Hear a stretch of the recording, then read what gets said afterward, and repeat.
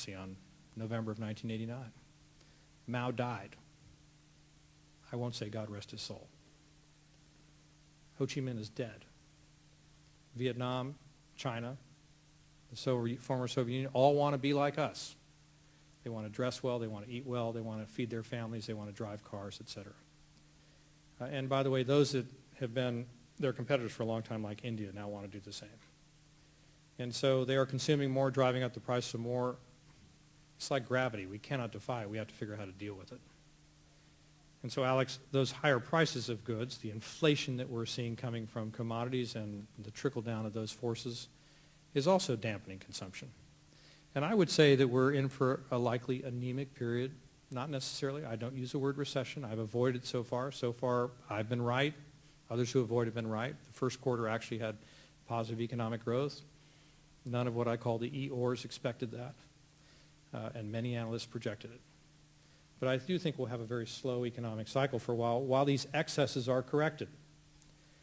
Am I negative on the United States? I am not. Part of it's because I'm the son of immigrants, as I mentioned earlier.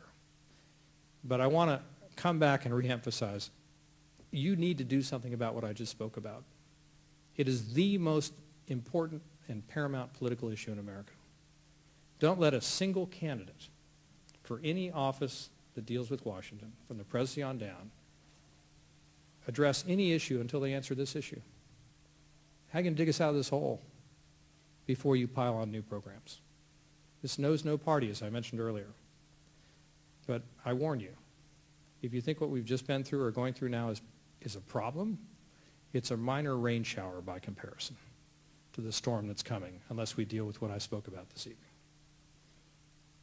I'd love to lift your spirits when I speak to groups like that. Go ahead. And so we have a couple of questions on international matters. The first one is about the role of Basel II and why weren't those new restrictions in place in such a way to dissuade many banks from investing in risky mortgage securities? Well, I don't want to bore the audience here. It's a general audience, but Basel II has to do with the kinds of accounting guidance and bookkeeping guidance and valuation guidance that's given to banks according to international agreement. We currently operate under what's known, surprisingly, as Basel I. And the real issue was how you weight and value certain risk assets.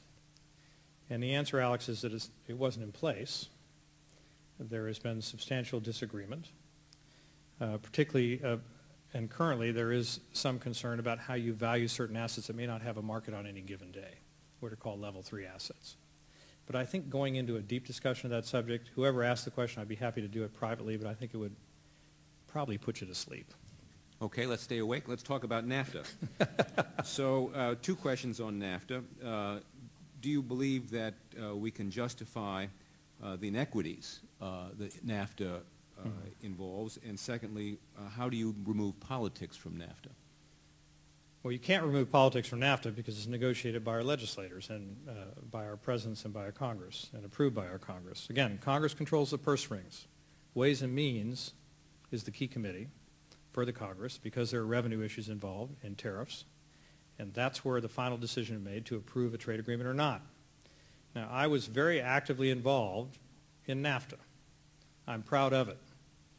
It was negotiated originally by a Republican president, and then a Democratic president closed the deal.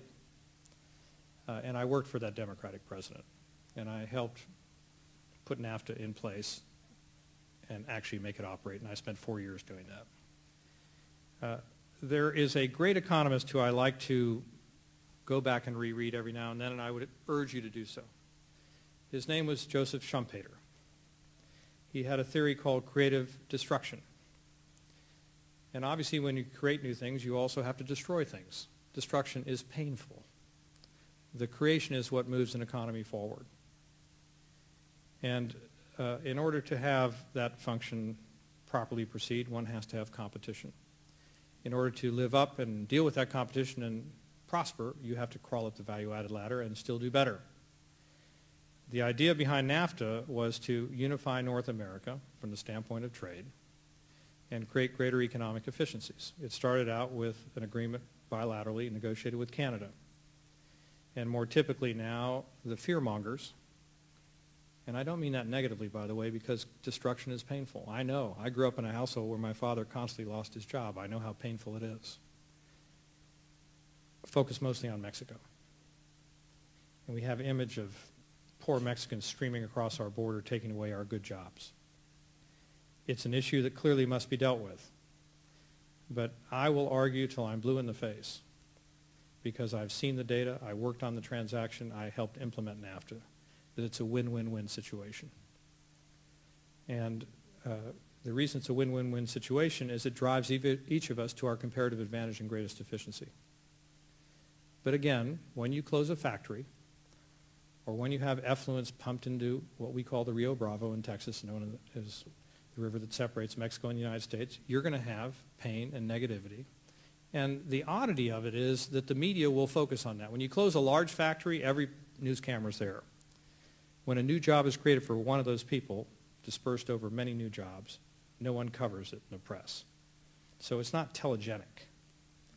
And I think we have to be very careful, Alex, not to be carried away by passion here, but think of the raw economics. I think Schumpeter was right. Let me give you an example. The Transcontinental Railroad, which joined this part of the country to the East Coast. In the old days, you had to sail a ship around the Horn. It took 6 weeks. When they put the Transcontinental Railroad through, it took less than 4 days. The cost was driven down dramatically. The shippers complained like crazy, and they protested and demanded that the railroad be stopped. I don't know if there's a person in this room that would argue that we should go back to the old days of not having a railroad that crossed the United States. And Schumpeter said that everything that was considered optimal before is no longer optimal after you, say, take a train and drive it through virgin territory, as he put it.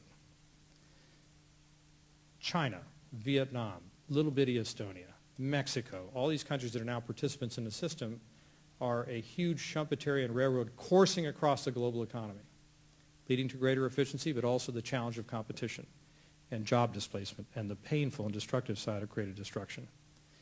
And Alex, the answer is we have to figure out, our legislatures have to figure out a way to cushion that blow without destroying the process, provide for adjustment, and we have to continue to drive ourselves to improve our education and move up the educational and value-added ladder to compete.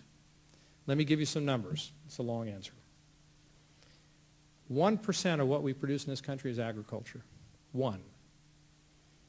5% is mining and oil and gas. 11% is manufacturing. All the rest is services. Comes out of your brain. Software programmers, engineers, architects, lawyers. You may be surprised to learn that there are as many people employed in legal services in America as there are employed in the automobile manufacturing and parts industry. Shake your heads. Lawyers produce twice as much GDP contribution as the automobile industry. That's where we're going. That's where we are. Deal with it. If we don't deal with it, then, and if we try to hold it back and try to protect or try to undo NAFTA, which cannot be done, by the way, then all we're doing is retreating. Let's go back to the pre-days of the Transcontinental Railroad. Let's go back to being farmers. That's not what I think people want. But as I told you earlier, the nice thing about being a central banker is you don't worry about political correctness. You give a straight answer. That's my answer for what it's worth. You are listening to the Commonwealth Club of California radio program, and our speaker today is Richard Fisher, President and CEO of the Federal Reserve Bank of Dallas, who is discussing U.S. fiscal and monetary policy. Richard, we have a question here about the integrity of government statistics. Would you be good enough to talk about whether you feel that government statistics are subject to political pressure, and what